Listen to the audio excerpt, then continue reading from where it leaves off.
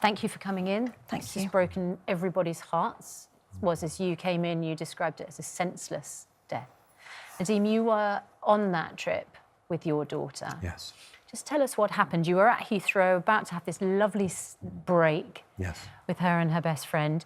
She went to, presumably, an outlet where she'd bought food before? Or... We have been to Pret A Manger before, a few times with her, not that many times, but certainly not in Heathrow, but outside in other parts of London. When you suffer an allergy, and as you know, as parents with children who suffer allergies, every time you choose food, publicly available, commercially available, you are making a life or death decision. Absolutely. I think that's one of the things that this story has highlighted for people. So she looked at the labelling in the shop, and what did she see? She went to choose a sandwich herself with her best friend Bethany, and she's chosen many sandwiches on her own and relies on labelling completely, and we've taught her that. She picked up a sandwich with her favourite ingredients in, which are olives and artichokes. She eats that all the time. Sorry, ate that all the time. And she picked it up, looked at it, showed it to Bethany, then brought it to me, who I was also in the shop, and said, "Look, Daddy, this is great, I can eat this." And she showed me a sandwich. It had a black and white sticker on it saying what was inside it. I visually checked it, and we bought the sandwich, thinking it was safe. That's the crucial nub of this. So there was information on this wrapper? There was information, but confusing information, if you like. But they've disputed that there was any information, right, from what I understand? Yes, they have, indeed. So there's a clear sort of standoff here between Pret A Manger and you. And I think, Tanya, the significant thing, reading all the background to your horrendous story, and I think any parent just read this story with utter horror, particularly, I mean, you have a child who's got an allergy, and we've talked about it before. It's like you're so particular and careful. You've gone through, with your daughter until this point, so much. Tell us a little bit about that, because those who don't have this situation, it was just all the time, right?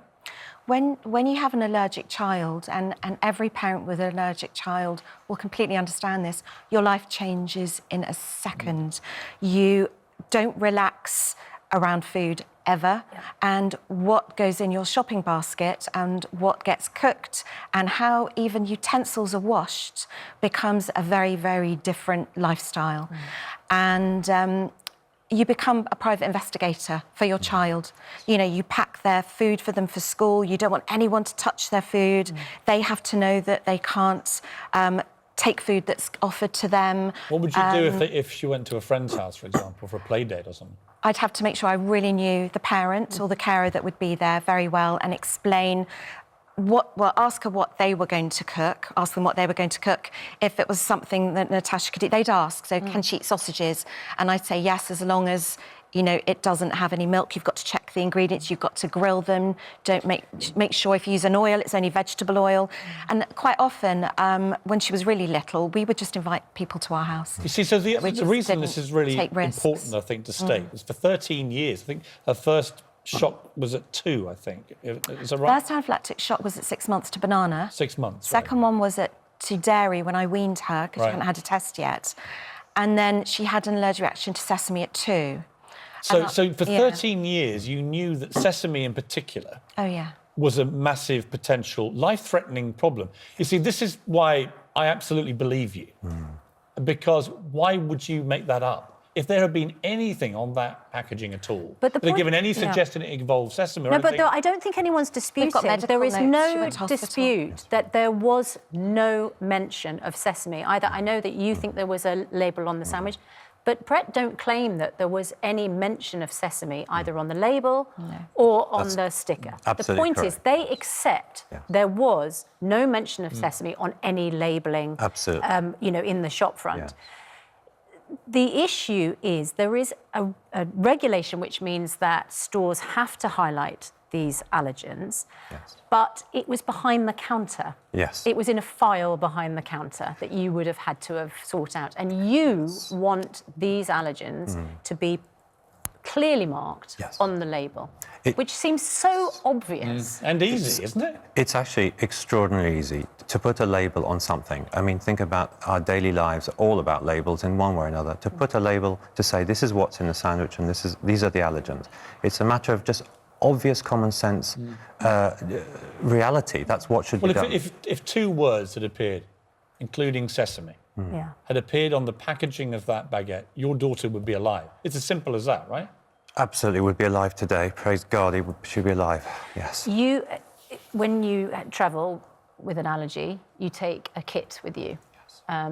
And that would contain EpiPens. And usually you're advised to take 2 EpiPens because they're life-saving. Yes. Yeah. You administered 2 EpiPens on that Yes, night. I'd never administered EpiPens before, but I knew exactly what to do from a GP discussions and also online, just watching YouTube, and I knew exactly what to do, yes. But they didn't help. They didn't help at all, and I was utterly stunned as my daughter continued to say, "Daddy, I can't breathe, help me, I can't breathe." And I said, "Father, it's nothing worse, and for a family there's nothing worse than trying to help your child live and she's dying in front of you. It's really, really bad, terrible." There was a defibrillator on the plane, and British Airways said that because of their emergency landing regulations, they weren't able to use it. Would it have made any difference, do you think? It's difficult to say, hand on heart, but if someone was in cardiac arrest, as our daughter was, right at the feet of the BA cabin crew, as he stood there, not to offer defibrillator, it's only, I think, he can answer in his heart as to why that is. I think the point is, we don't know if that would have saved her life or not. There's a chance it wouldn't have, but it wasn't offered, and she was in cardiac arrest. It does seem extraordinary. And I fly with British Airways all the time. It does seem extraordinary to me. Yeah. That someone didn't have the presence of mind to say, we've got one on board, let's at least try. He wasn't a medic. You have a medic. young girl dying on the flight. I mean, it just seemed to me, of course you've got to try. They're not Forget trained. the regulations. But, you're trying to save people from something that isn't happening, which is an emergency landing that's not happening. One of you grab a defibrillator. Yes. Yeah. I mean, I found that ridiculous. Let me ask you, Tony, we've all seen pictures of your beautiful daughter, 15 years old, had her whole life ahead of her, and through this horrendous situation, she died. For those who didn't know her, what was she like?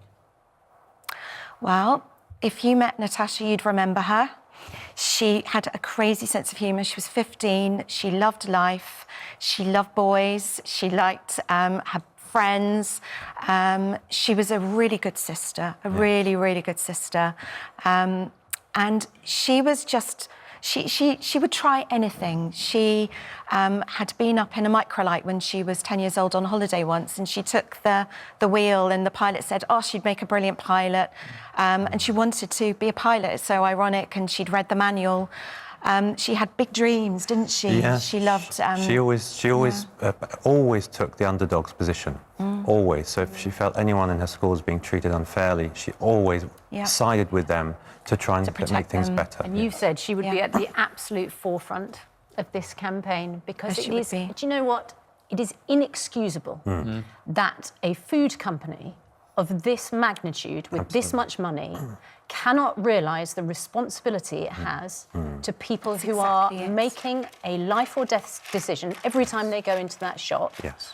Because these allergies can take your life, and it can take them in a couple of hours or minutes. And it can be a child, it can be an adult. It can be gone in minutes. Your life is finished. It's about time they pulled their finger out and put labels on every single item. Absolutely. They're not a little tiny deli where this would be expensive and onerous to do.